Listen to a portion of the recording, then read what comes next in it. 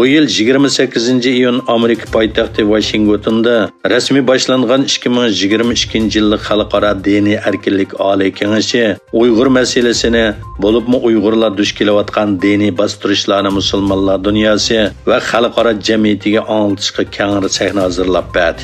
Dünya Uyg'ur qurultiyining raisi Dolqun Aysa apandi, Uyg'ur kishilik huquq qurultiyining raisi Ömer Qanat apandi va Uyg'ur harakati tashkilotining raisi Roshan Abbas xonim erki qirg'inchilikka uchrayotgan Uyg'urlarga vakolatan bu qitimliq kengashga qatnashdi.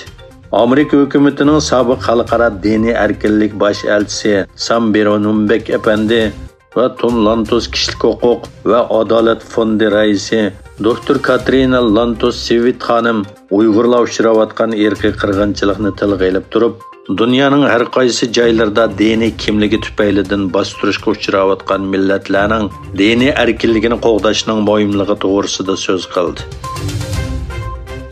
Amerika hukumati Xitoyning 5 shirkatini Rossiyaning harbiy sanoatini qo'llaganlik sababli savdo qora tizimligiga kirgizdi.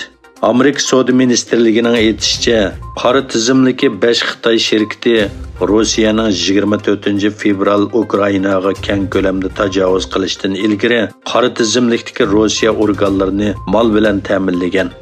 Tizimlikdagi uchurlarga asoslanganda Amerika savdo tarmoqlari Rossiya, Arab Birlashma Xalifaligi, Litvaniya, Pokiston, Singapur, Angliya, O'zbekiston va Vyetnamdagi bir qism shirkat yoki organni qora tizimlikka qo'shgan.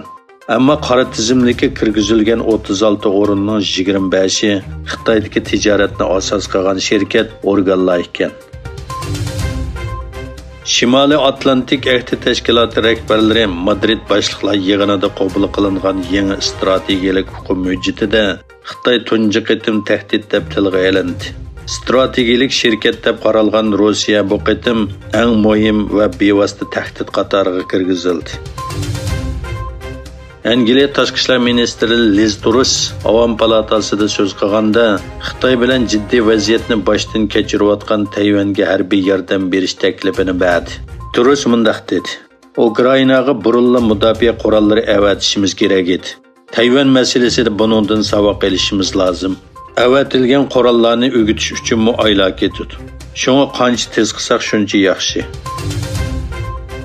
İspaniyaning poytaxti Madridda o'tkazilgan Shimoliy Atlantik Ahdi Tashkiloti boshliqlar yig'iniga qatnashgan Turkiya raisi Erdo'g'an Amerika prezidenti Joe Biden bilan ikki taraflik uchrashuv o'tkazdi. Biden axborotga yepiq uchrashishdan ilgari Turkiyaning Shvetsiya va Finlandiya bilan tuzgan kelishimiga rahmat etdi. İki rahbarning uchrashishi taxminan 1 soat 15 minut davomlashdi.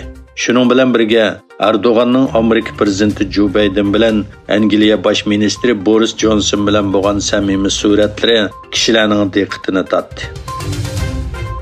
Turkmanistonning sohibxonligida poytaxt Ashxobodda o'tkazilgan 6-navbatlik Kaspiy davlatlar boshliqlar yig'iniga qatnashgan Qozog'iston prezidenti Qosim Jomart To'qayev o'zlarining 5 davlat o'rtoqlashgan Kaspiy dengizining har vaqt qo'shnilarchilik, o'zaro hamkorlik va do'stlik dengizi bo'lishini umid qiladiganligini aytdi.